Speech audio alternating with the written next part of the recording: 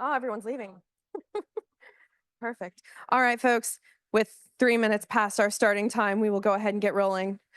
So this is Gender, Sexuality, and Games Part 2, Electric Boogaloo.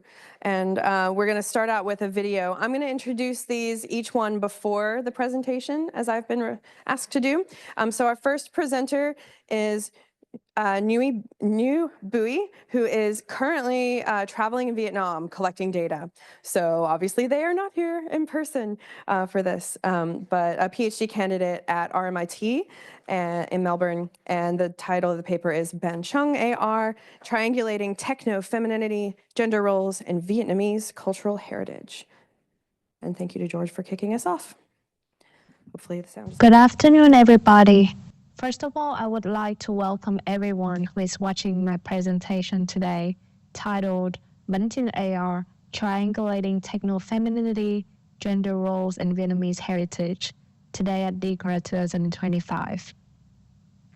I would like to begin my presentation by acknowledging the traditional owners of the land on which we meet today. It is the lands belonging to the Wana people of the Adelaide Plains, and I sincerely and respectfully recognize their ancestors and elders, past, present, and emerging. I respect their cultural heritage, beliefs, and relationship with the land, and that they are of continuing importance to the Wana people living today. As a Vietnamese woman from Vietnam currently living in Wonjuri country, I acknowledge the stolen lands on which I'm working, learning, and doing research on. It is the lands belonging to the people of the Wau and Wunwu language groups of the Eastern Kulin Nation. I also extend that respect to other Aboriginal language groups and other First Nations. In Vietnamese society, femininity has long been associated with domesticity, particularly in the context of cooking and cultural preservation. Women have traditionally been expected to maintain household duties and prepare food for significant cultural events, such as the Banh making ritual during Lunar New Year. This responsibility places pressure on women to serve as the primary bearers of cultural traditions, while men are typically relegated to supportive roles in physical tasks. The intersection of femininity, play, and cultural preservation offers a unique opportunity to rethink traditional gender roles in Vietnamese society. In 2022, Banh AR, an augmented reality project designed by me and developer Lucian Rodriguez Lovell, was made. This app digitizes the Vietnamese sticky rice cake making ritual, a tradition that's often tied to women's domestic roles during the Vietnamese Lunar New Year. Important to the intangible cultural practices and rituals is the tangible places that they are performed.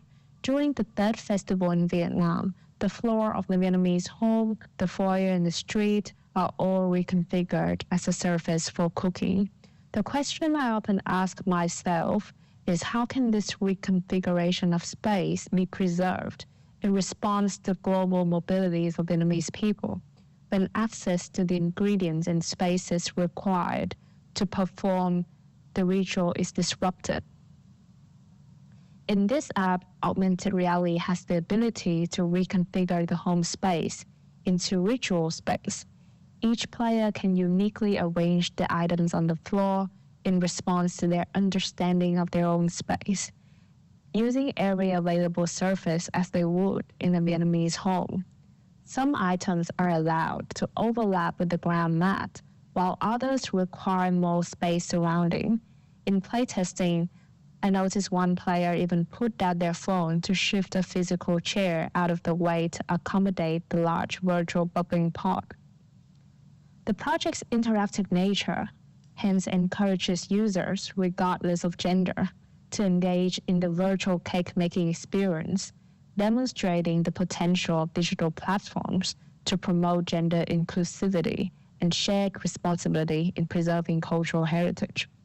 This extended abstract explores how the project reimagines femininity and play within Vietnamese culture through examining the evolving gender roles in Vietnamese society, the term technofemininity, and post-colonial critiques to challenge gender norms. This is the agenda of the presentation today. Because of the time limit, I'm going to try to move to each point pretty quickly. To begin, I will explore the role of Vietnamese women in cultural transmission and family dynamics.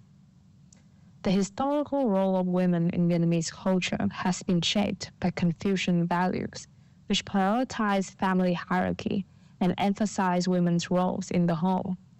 Women were responsible for maintaining family harmony, often through tasks like cooking and upholding cultural traditions. These expectations have persisted into modern times, where the family's happiness is often tied to the culinary skills of the mothers and wives.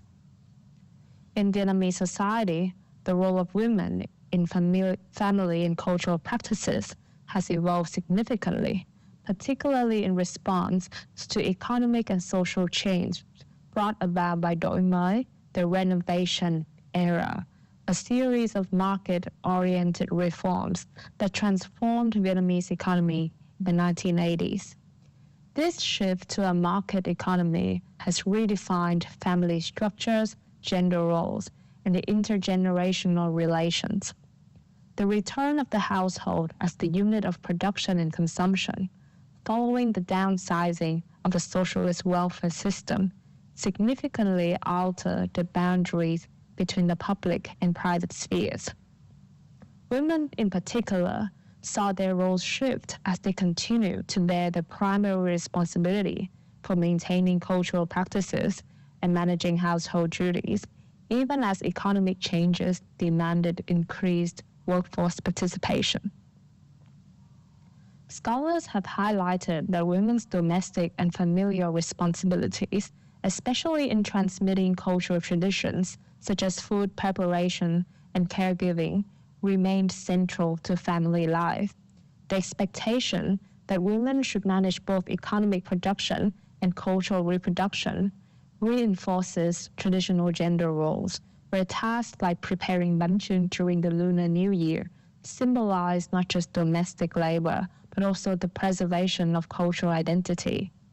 This reinforces Quynn's argument that family's happiness is often tied to a woman's ability to fulfill these cultural duties effectively. However, feminist movements in Vietnam have begun to challenge these rigid gender roles, advocating for gender equality in both the public and private spheres. Banh AR aims to contribute to this movement by promoting the idea that anyone, regardless of gender, can participate in cultural practices like Banh making. This virtual experience encourages users to rethink the gender division of labor in the home, suggesting that cultural preservation is a shared responsibility. Technofemininity, introduced by Harkin, offers a framework for understanding how technology can reshape femininity, particularly in digital spaces.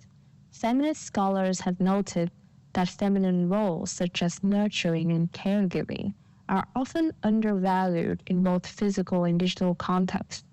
In games, feminine activities are frequently marginalized, overshadowed by more masculine themes like competition and aggression.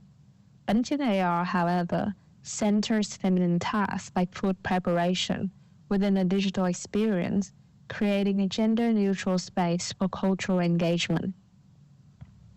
This perspective aligns with Chung Minh-Ha's post-colonial feminist work, which critiques fixed cultural identities and emphasizes the fluidity of traditions.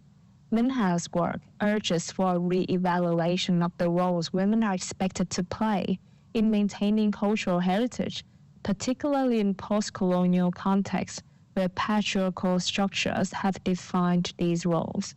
Banh AR reflects these ideas by leveraging augmented reality to de-gender a cultural practice traditionally tied to women, promoting inclusivity and rethinking who is responsible for cultural preservation. In Vietnamese culture, feminine play also has traditionally been associated with domestic tasks like cooking and caregiving, often viewed as less serious or important than masculine pursuits. Mobile gaming in Vietnam has historically focused on masculine themes with little room for games centered on feminine activities. Therefore, in Vietnam, the intersection of femininity, play, and technology remains an underexplored field, particularly in relation to cultural heritage preservation. Therefore, the project calls for further creative exploration to deepen our understanding of how feminine-coded activities can be translated into digital experiences and how these experiences can challenge and transform traditional gender roles. Future research could also explore how similar digital interventions might reshape other traditionally gendered practices in Vietnamese culture, such as caregiving and leadership roles within the family. As the digital landscape continues to evolve, the intersection of feminine play and cultural heritage offers rich possibilities for rethinking gender, technology, and tradition in the modern world. In conclusion, this paper analyzes how Bunching AR serves as a compelling case study for examining the intersection of technofemininity, post-colonial feminism, and gender roles in the context of Vietnamese cultural heritage preservation. Through reimagining femininity in play within this cultural context, this AI experience opens up opportunities for users to reconsider gender roles in both domestic labor and cultural practices by promoting shared cultural responsibility. The project aims to draw attention to the concept of feminine play in Vietnamese culture and contribute to initiatives which can reshape traditional gender expectations. Thank you very much for listening to this presentation, and here are my contact details. I would love to answer any questions, any feedback in the Q&A session later. Thank you.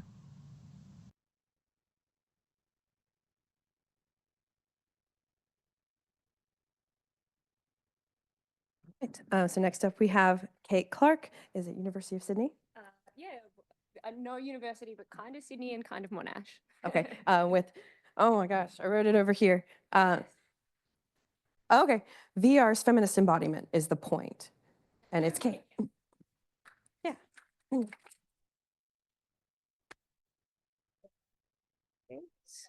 Lovely, thank you. Hi, everyone. I'm Cate. I'm currently free agent, but this is a part of my PhD research that I did at Monash.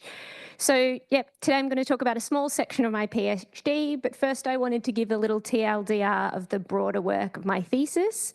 As a bit of context, essentially, in my work, I argue that how we think about VR's embodiment often restricts what VR can do.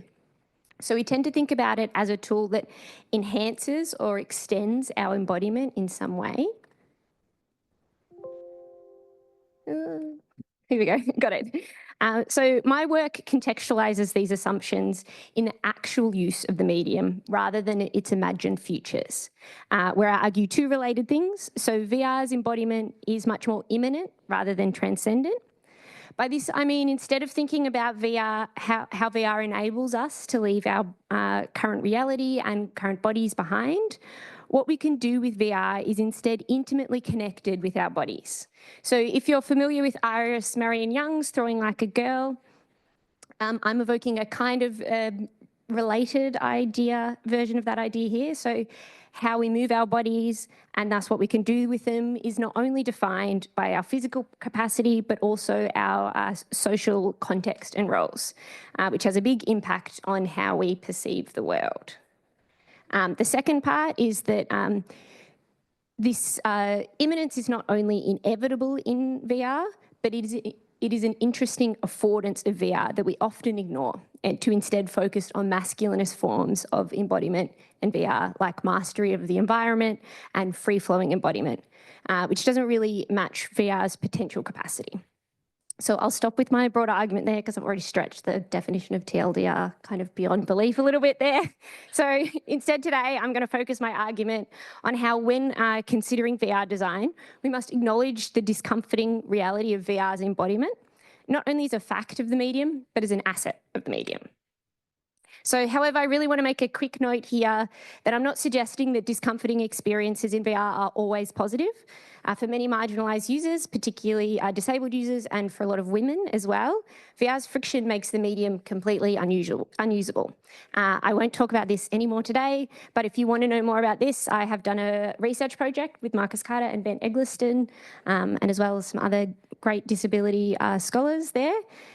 So about VR and accessibility and how you can make VR less discomforting for people with disabilities and make it much more accessible.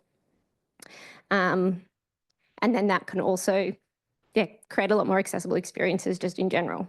But for the rest of my talk today, I want to first give a very abridged theoretical background that underpins my claims. Then show how this perspective can be used to create more interesting and engaging VR games and experiences with a quick example.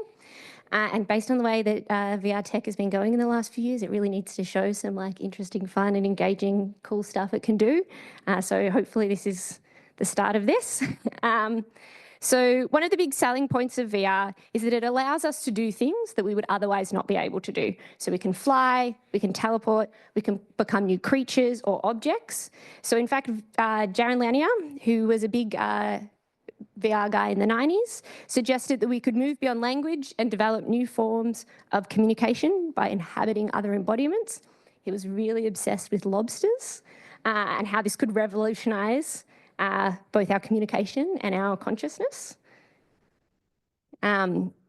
And as a result of this perspective, which was really pervasive in the 90s and still today, VR's discomforting factors are often framed as an unfortunate side effect of insufficiently advanced technology. However, my work has found these moments of friction are not only inevitable, you know, we've been talking about these same sort of frictions since the 60s, and they're still there. But these sorts of frictions can also be really productive and engaging, and most of all, enjoyable if we work with and not against them. So similarly, discomfort is often pushed aside in narratives of VR's embodiment, both in design and in how we talk about VR, as it undermines masculine fantasies about the medium, fulfilling fantasies of power and control. So in contrast to these masculinist perspectives, and taking inspiration from disability scholars, I frame VR's embodiment as a cyborgian embodiment, but crucially, a cyborg that is put through a disability studies lens. So disability scholars tend to take a few key departures from Donna Haraway's concept of the cyborg. In her writings, Haraway pictures the cyborg as having seamless integration between human and technology, yet many disabled people's relationships to technology are full of tension and friction. So, for example, disability scholar Alison Kafer highlights how dominant depictions of the disabled person turned cyborg, and the disabled person is sort of a self-evidently cyborgian figure in some of Haraway's writing as well, are often conceptualised through the medical model of disability. Technical and medical advances in the lives of disabled people are often framed in terms of how they're able to eliminate disability. And again, I explore this work in my work a little bit with Marcus and Ben, that you can have a look in a couple of slides from a couple of slides ago, or ask me after as well. I also take a lot of inspiration from this quote from John Hull's description of his experience of late onset blindness. So he says, "First, I believe that blindness was when you couldn't see because something had gone wrong with your eyes. Then I understood that blindness was a deprivation of knowledge for which alternative sources and kinds of knowledge would compensate. And then gradually I came to see that blindness is a whole body condition. It is not simply that your eyes have ceased to function, your whole body undergoes a profound transformation in its relationship to the world. Finally, I came to believe that blindness is a world-creating condition." So I suggest that we can frame VR's discomforting embodiments not as a lack or as a problem to be overcome with design, but rather as a world-creating condition. So this is not VR gone wrong or something that we need to compensate for with design again, but these discomforts can create new worlds and environments. So it's from this sort of perspective that I want to explore how VR's friction can be used to make really fun games. and to make games that are really unique to VR, which I think sometimes is a bit of a problem with VR design, is that sort of one-to-one porting. So Tentacular, which you can see in the video here, is a physics-based adventure puzzle game where the player plays as a giant squid with tentacles instead of hands rather. The player must use their ungainly appendages to complete physics-based puzzles to save the comparatively tiny humans of Lakmala Island and to not fling them into the sea, hopefully, or sometimes. So however, as the only non-human citizen of the island, the player embodies a character in a world that does not fit them. They don't fit in the world. And this is reflected in the promotional materials as well, where they asked, ever felt like a squid out of water? So I suggest that this question is not only one of narrative, but more broadly one of embodiment as well. So the avatar body is not designed for the game's tasks and core mechanics, nor is it designed to be seamlessly controllable by the player. Rather, the enjoyment of this game comes from the negotiation of VR's embodiments and its discomforts. The joyous friction between the avatar's tentacles and the player's embodiment is also often mentioned in reviews. And sorry, I'm going to stop the fun video now. So, for example, as Feltham writes in his review of Tentacular, so much of Tentacular's fun is in its happy accidents, like bringing one hand up above a wall only for the tentacle to snap forward as it comes over the edge, flicking an unsuspecting citizen into the distance, which I did a lot. But such instances are almost always your own fault, occurring because you weren't aware of your own physical space in the game, and not simply because you're wrestling with a complicated control scheme. The game's best challenges are summer camp style impossible missions, only instead of building a raft with a few logs and a bit of twine, you're redecorating the mayor's dining room, taking care not to knock over chairs and vases as you tack paintings to the walls and steady flailing chandeliers. So this review really exemplifies the tension at play between competing embodiments that are front and centre in Tentacular. While this tension is often framed in other games as an example of the game breaking or something that the player learns to overcome, in a tutorial of a VR experience, for example, Tentacular plays with and encourages this tension in its puzzles. So many of the puzzles in Tentacular would be very simple if the player were able to use their hands or digital hands and use those sort of fine motor skills to build towers, to stack objects, to flick switches. But these tasks become joyously puzzling with tentacles, as highlighted by another VR game reviewer, John Paul Jones, who suggests that because you're using tentacles rather than hands, Tentacular makes you think about how you grip objects and manipulate the various objects in the environment. So furthermore, because of these discomforting experiences, the player remains hyper-aware of their body outside of the VR system, and thus the negotiation between different types of embodiment are front and centre in the gameplay. So the use of tentacles instead of hands in Tentacular, it's been a constant battle throughout all of this research. Shows how games can question the common wisdom of embodiment in VR as resting on ideas, masculine ideas of mastery and control. So the tentacled embodiment in Tentacular seems a far cry from Lanier's claim that I showed at the start, that becoming a six-legged lobster would unshackle us not only from our existing fleshy embodiment, but also from our language-centric forms of communication and expression. So in contrast, the embodiment in Tentacular not only acknowledges, but incorporates our situated embodiment and effectively uses the affective elements of embodiment to produce an interesting and engaging narrative. The success of Tentacular is not only due to its enjoyable narrative and gameplay, but also because it does not frame embodiment in terms of mastery and control, as so many historical and contemporary narratives about embodiment in VR do, and particularly like mainstream VR narratives as well, is kind of the thing I'm talking about. So here's my abridged reference list. If you want more references, I have so many. But yeah, so in conclusion, I suggest that we engage with VR's discomforts as a part of the experience of using VR. Not only because VR is an uncomfortable medium, if you've ever used it before, you know, but because VR's discomforting embodiment is generative.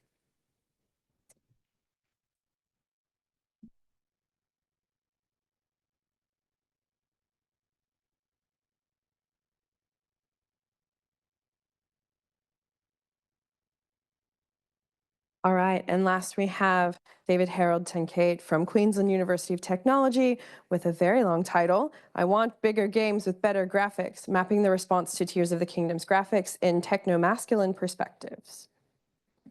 All right.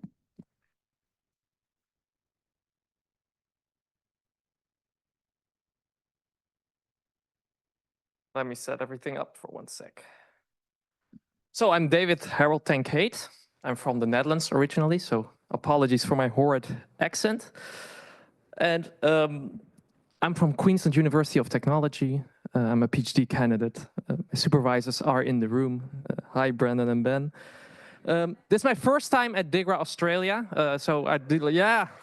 I'm saying that to get the nerves off, right? Yeah. Okay. So first time at DiGRA Australia. Thank you for welcoming me with open arms. Yeah, it's great to be here, and yeah, acknowledge also the great presentations by my previous presenters. I want to start with a disclaimer. I'm not a gender studies expert at all, and this research that I'm presenting is very much a work in progress, something that is extensive and adjacent to my actual thesis, which is on sustainable game design, or I should say a theoretical approach to the ecology of the games industry. Thank you, Ben. But this is not something that has finalized yet. So I'm really opening a discussion and putting forth some arguments that, well, that I hope to get some discussion out of. Well, with that preliminary, how do I do this? Oh my God. How do I do this? I tap. Okay, yes. So I want to start with an acknowledgement of country. I acknowledge the traditional owners. Ownership was never ceded of the Turrbal and Yagara people of Brisbane Meanjin country. And I'd also like to extend this acknowledgement to Indigenous ecological stewardship. This is more broadly across the world. But of course, I don't want to generalize the Indigenous experience and Indigenous knowledge either. So this is also very much tied to local contexts. Furthermore, I'd like to talk a little bit about acknowledging that right now, north of Queensland is experiencing some very heavy flooding. And these floods are record-breaking, and they are very likely tied to the causes of climate crisis.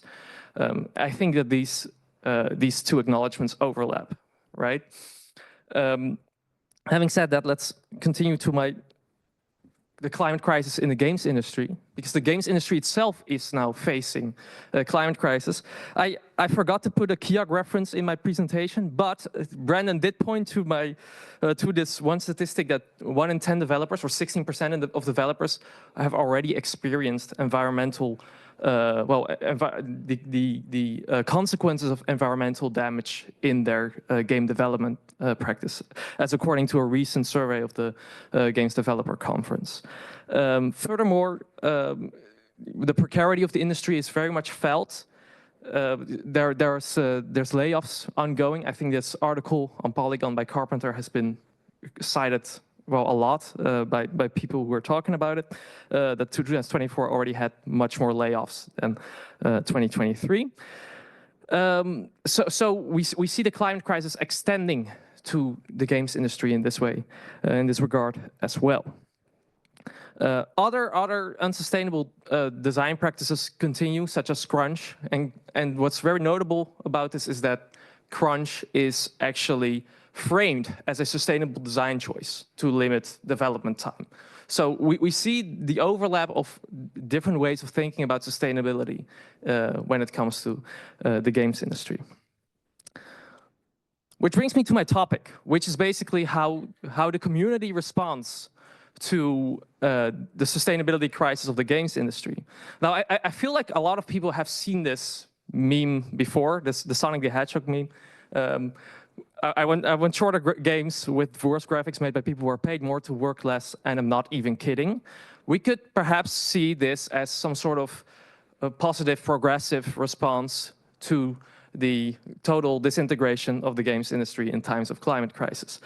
Unfortunately, though, I haven't done any research on this particular meme. I've done research on the opposite, which is the more conservative approach to game design, game development in general. So today I want to bridge two perspectives. One is the one I'm not very familiar with, and Molly, and take a picture of your own work. Yeah. so I'm taking well, ideas of technomasculinity, basically defined, or, yeah, briefly defined as ways of thinking about technology as a masculine way of control over nature, and tying that to ecofeminism, a feminist approach to ecology and vice versa, ecological approach to feminism. So starting from the premise that everything is interconnected in ecological thought, we could say that ecology is a project of feminism, just as feminism is also a project of ecology. And considering this already leads to the next ways of the correspondence between these two theoretical backgrounds, which is, for example, in Plumwood's ecofeminist work, she already considered how feminism struggles against this perceived male control over female by ascribing culture to male and nature to female. Basically, women are products of nature, men are, well, self-made products of culture. And this, of course, ties to a very ecological way of considering culture and nature as separate and considering culture as dominating nature. So it's a bit preliminary, but I felt like there is a natural connection here between ecology and feminism, and also in the resistance to technomasculinity. So perhaps this also works the other way around. So to kind of put forth all of my thinking of the entire talk right away, and then just see how it works based on what follows, I've formulated 3 hypotheses. The first is that the promise of power fantasy, as we associated it with gamer identity and power in gameplay, corresponds to the actual environmental powering to produce, develop, and consume games.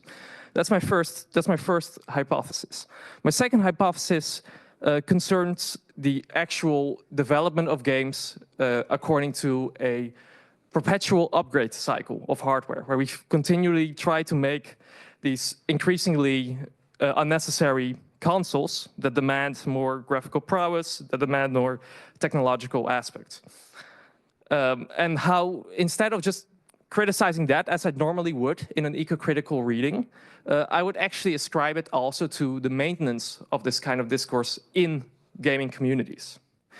And my third hypothesis is that following the material turn, which everybody should quote at some point all the time in every conference, we should also consider the material life of games, not just in how they were made and if they were made to be unsustainable, right, in terms of how much power they cost, but also in how they are played, right? And if the players take the necessary means to, well, either decrease the consumption of the environment through play or increase it, as you will see in my case study, which is about Tears of the Kingdom. Now, Tears of the Kingdom is not only a better game than Link's Awakening, it's also a highly critically acclaimed title. Well, it has a great Metascore. I don't know if anybody actually still cares about Metacritic, but okay. It has a great Metascore, and what's really interesting is that next to being very much critically acclaimed, also for its creative innovation, if you look at the size of the game, it's released 6 years after its predecessor in Breath of the Wild, but it is not much of a change in scope. So if you would consider sustainable game design as, right, as Benjamin Abraham has before, as limiting game design and development to similar technological conditions as we already have, right? Not relying on the perpetual upgrade cycle of hardware and software, then Tears of the Kingdom might be some sort of optimistic step, right? Using the same world, using the same tools to create a still very innovative title, right? Innovation is not tied to expansion in this sense, or not expansive expansion. But yes, some popular discourse appears to disagree with this. And I like that we had a talk about God of War just now. The creator of the God of War kind of kickstarted this with a widely viewed tweet that has 10 million, over 10 million views on a medium, a platform I do not want to mention by name. But basically questioning why a game like Tears of the Kingdom can get high review scores if it looks like this. And inserting a picture of the tutorial area probably didn't get any further than that while playing. But inserting this picture. But it's not just David Jaffe or Jaff out of, as I could ascribe jealousy or whatever to his reading of Tears of the Kingdom. It's also, well, picked up by journalists, even to such claims, to the extent of claims that journalists called for Nintendo to just stop producing hardware at all and just move over to PlayStation and Xbox kind of consoles. Even like a dedicated Reddit fan community ascribe to this kind of logic. So this really confronts Tears of the Kingdom's actual ecological content, which if you were doing a traditional textual eco-critical thing, you could see very clearly, and also has been picked up already regarding Breath of the Wild by Farka, Navarro, MSL, and Lehner, right? Because the game is essentially about environmental crises distributed across Hyrule, and all these local communities, all these local indigenous groups have their own local environmental crisis. But that's not the only thing. There was already a recurring issue with the question of weapon durability. Durability, which you could consider a very, well, ecological design choice, right? It's about material breaking down. You could even go to some sort of logics of entropy, right? The uncertainty principle, and the fact that we cannot control everything we hold dear, which is weapons in most games, unfortunately. But this already, well, also caused a massive stir. Maybe I'm ascribing too much importance to it, but this is also already an example of how convenience is directly opposed to ecological thinking about games, ecological game design in principle. So returning to my hypotheses, I think that the ways that people talked about Tears of the Kingdom, and as they have talked about Breath of the Wild, and also the transition from Breath of the Wild to Tears of the Kingdom, we could really see how this promise of power fantasy, for example, in the critique on the graphics of Tears of the Kingdom, shows that this idea of empowering and control over the environment in terms of realistic graphics, in terms of also weapons that should suit us, is already linked to this actual environmental powering of games, right? Actual environmental powering of the upgrade cycle. We also see that not only is ecology then a question of text and industrial approach, right? The approach of development, but also of communities and if they maintain or acquiesce to these kind of ideologies. So this also leads me to believe that ecology is not just given by the development process, but also taken by what we do with it. Then again, these are very preliminary notes, and I would like to end with a discussion question, which is, to what extent do we need to reimagine ways of being a gamer identity, before we consider the actual ecological game design as a text or as a sustainable business practice? Thank you.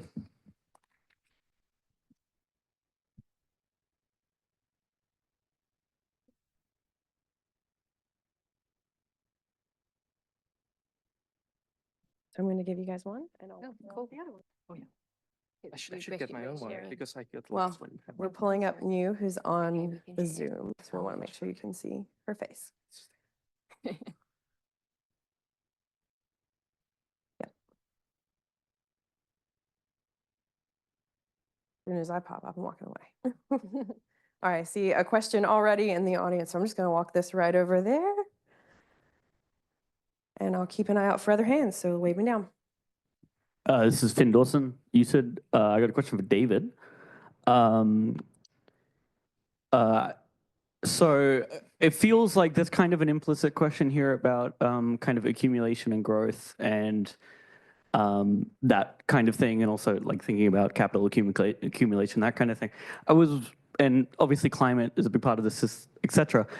Have you engaged with any like degrowth theory? Have you thought about looking at any degrowth theory, like the work of Kohei Saito or something like that? which specifically argues for organizing a society in a way that slows down growth. Is that something that you've thought about at all? Yeah, you said degrowth, Yeah, right? degrowth. Yeah, definitely consulted it, although albeit in an earlier phase of thinking about this on my own project. I recognize Brendan's voice in this question as well. So I agree. I absolutely agree with like the systemic critiques. At the same time, I feel like many of these eco-critical talks then end with kind of the same conclusion of, yeah, this again says that we should just bring to an end capitalism, right? And we should just, and I might agree. I should say Brendan's watching, so I should say I should agree. All right, I agree. I fully agree with that. But at the same time, I also feel like we should do some bridging beyond just like that, which I consider to be the obvious and very logical answer. So like that's also why I focus on the aesthetics part a lot. I really think that aesthetics, even if we cannot like, without saying like games can change the world through like effective design, saying that it does provide an extra analytical lens, above the degrowth discourse and the anti-capitalist critiques, Marxist critiques. Yes. Hi, Nicholas here from UniMelb. I just wanted to ask something to David and Cate, just something I maybe saw in common with your papers. I was wondering if you agreed, or feel free to disagree, but looking at the screenshots of the discourse about the game's not big enough, etc. A lot of it saying like, I want an option to turn off weapon durability. I want an option to do this, option to do that. And a lot of these, at least from like I've seen online people talking about this in terms of like inclusivity and disability, like things like, oh, we need to make sure games have options for all different people, and framing the desire for these options in these bigger worlds as bigness equaling inclusivity, which sort of and I guess I was just wondering, like, have you encountered discourse like this, and do you think that this is is this sort of what are your thoughts on that these desires for like, bigness and growth, et cetera, so are couched in these terms? And I guess, Cate, like, is there like, these ecological implications of desiring this sort of totalizing experience of being in another world? Has that gel with your, so feel free to, whoever wants to go first. I'll give it a crack. So yeah, I think that another sort of the bridge between the work I've done with like Marcus and Ben at UCID and my PhD work is, I would say the short version is that, I'm just trying to think about how to say this in a way that isn't going to be 10 minutes long. That creating games that don't like recreate our reality or attempt to recreate our reality end up being a lot more accessible. So, I mean, if you've used VR before, you've played Beat Saber, super simple, super easy, super accessible. In our research, that was one of the most accessible games that were there. And yeah, I think that to sort of address the ecological side of things, I also had a chapter in my thesis on the metaverse, like, and just how, like, it was this sort of full world that was devoid of like anything interesting to do. And sort of, yeah, you just like see the waste and there's all these like NFT houses and and it just like lays bare all of the sort of destruction in a really, sad and boring way. I hope that answers your question. Yeah, I'm thinking about the reviews of Breath of the Wild and Tears of the Kingdom respectively by, sorry, I don't know if they still go by the same name, but at least as a brand, I thought they still go by Jim Sterling. James Stephanie, yeah, I believe that it was like, but that's been years, and I believe the channel name was still, but okay, yeah. Also formulated their critique of those Zelda games through the same lens, right? That the game is basically a bitch about everything, and Yeah, right. So there is no there. I think that it is directly tied to this whole ideal of gaming being like, well, a very much a convenience simulator. So it doesn't necessarily.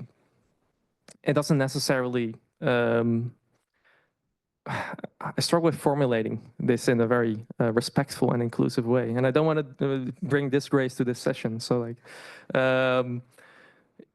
I feel like the form and the content of games and games critique really. I'm not saying later narrative dissonance again, but like they really can be juxtaposed and oppositional at times. I think I should just leave it at that. Yeah. Louise here. Hello, from UniSA. I have a question for you, David, about, I guess, this connection between gamer identity, gamer culture, and then the demands that we're having on the video games themselves. Is it maybe that we should be trying to go away from this very strict gamer identity and be something more flexible, like player? And so then we're less, I guess, serious about this gamer identity and being hypercritical of games and then demanding more. Is that something we should be trying to go towards, perhaps?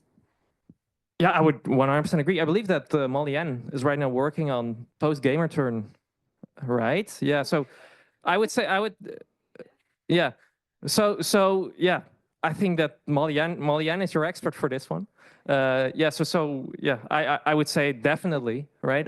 From what I've read, I'm not an expert, as I said again, right? So they already distinguished by the identification with gaming, right? And the identification as a typical gamer with capital G, and also, yeah, being just a player, someone who plays games. So there are already very serious considerations of this that I would fully subscribe to, but that I cannot tell you as much about as Molly Ann and others can.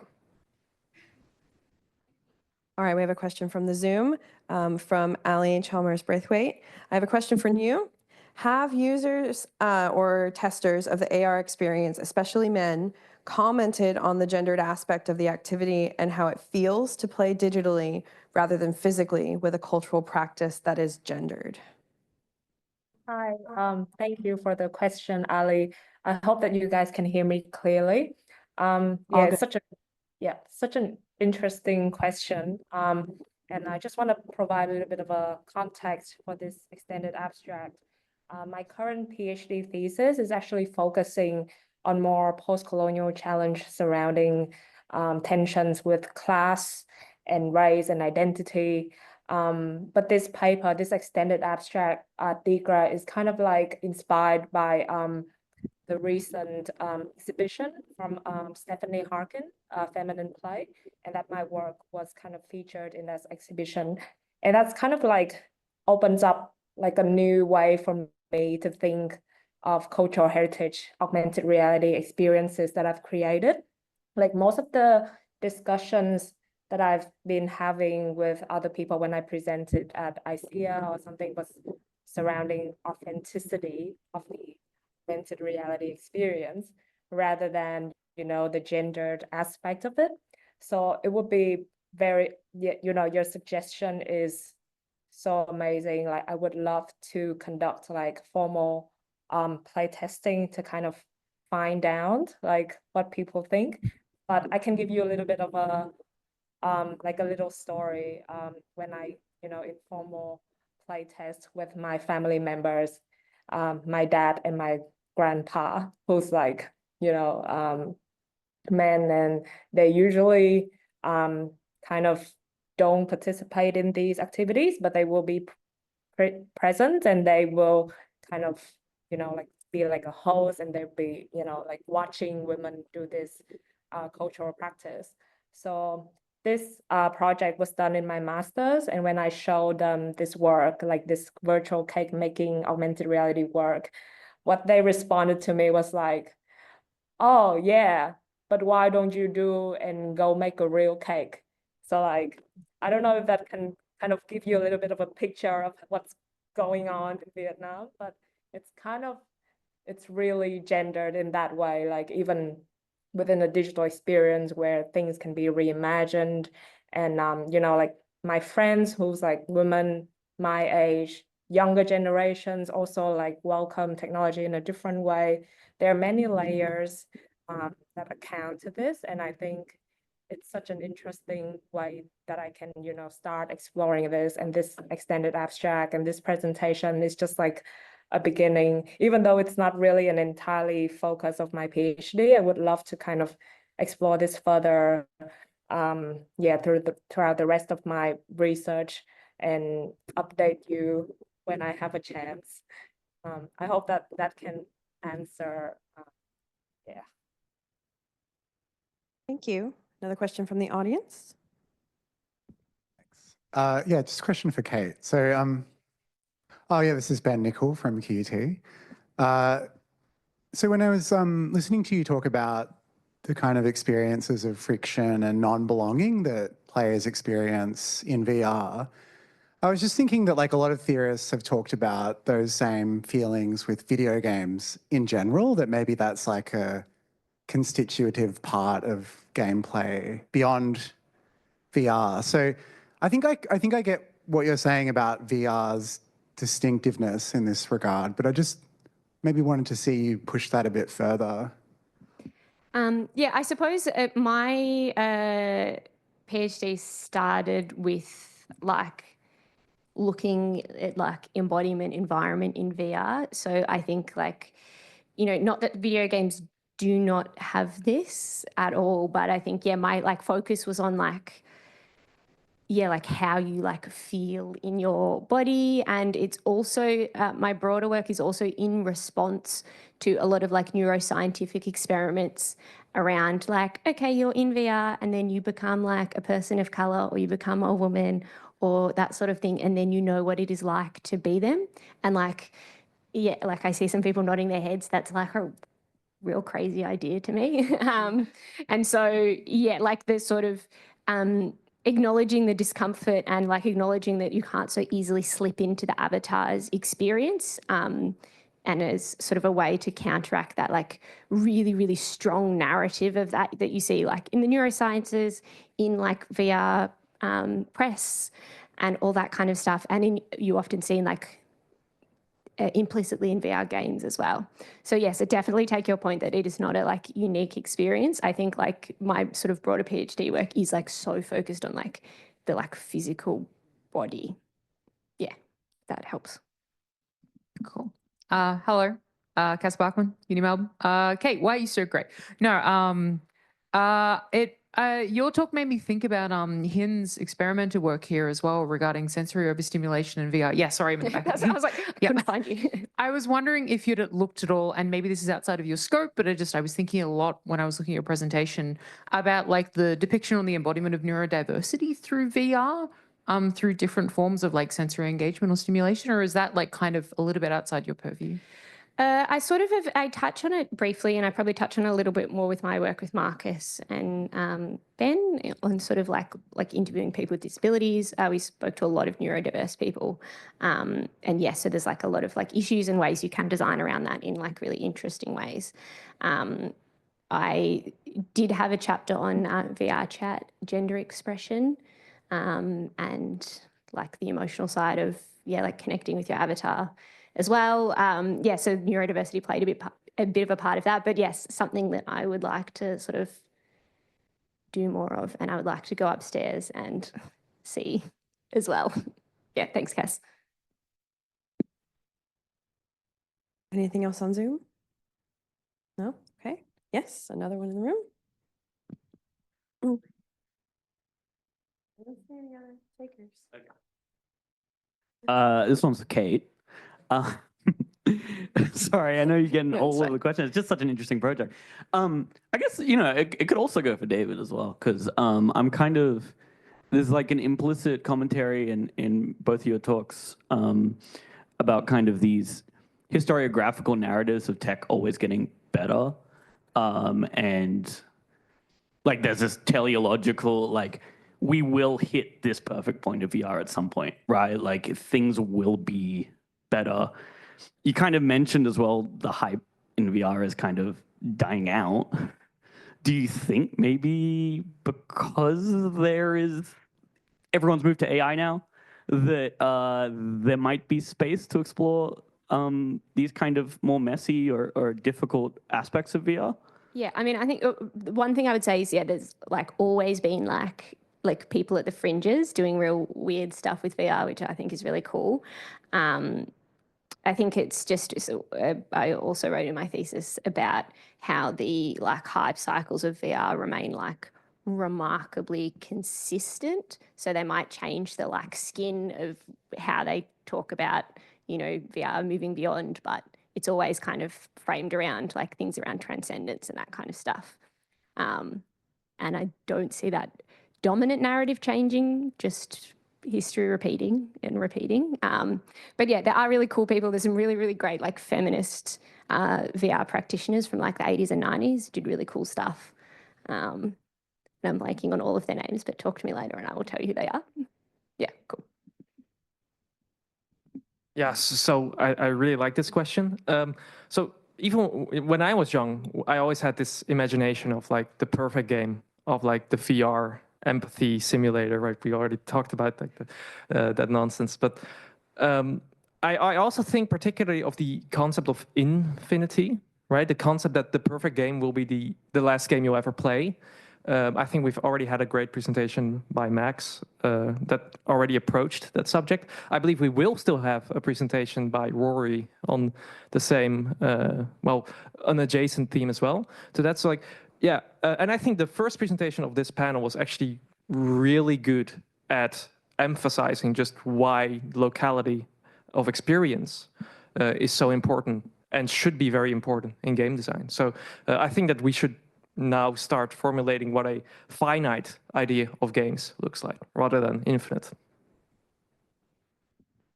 Well, folks, we're out of time for this panel, so let's give one more hand for our presenters. Thank you so much.